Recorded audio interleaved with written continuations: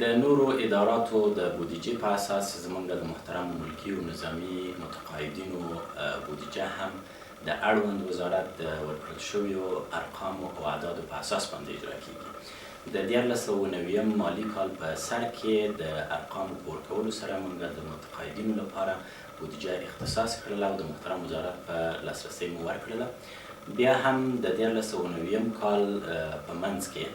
د یو توافق په اساس باندې چې ټول محترم ملکي او نظامي متقاعدین باید بایومتریک شي،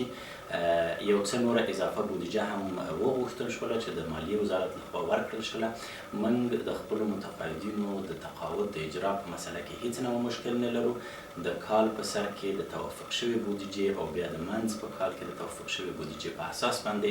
هر حواله چې د محترمو متقاعدینو د معاشاتو د ورکولو لپاره د مالیې وزارت ته رالیږدل شوې ده بدون د کوم ځنډ نه موږ اجرا کړې ده. په همدې اساس باندې بیا مو هم د اړوند وزارت سره د 1498 کال د بودیجې د جوړولو په اجتماعیه غونډه کې زموږ غوښتنه همدا وه چې د دقیقو ارقامو په اساس باندې زموږ د محترمو متقاعدینو لپاره بودیجه ترتیب او د بودیجې څخه دفاع وکړي چې دا په خوښۍ سره ویلی شو چې په سر ته ورسېدله او زموږ غوښتنه تل همدی چې بودیجه باید د دقیقو ارقامو په اساس باندې وي تر څو د کال په منځ او یا په آخر کې د کوم مشکل سره برابر نشي.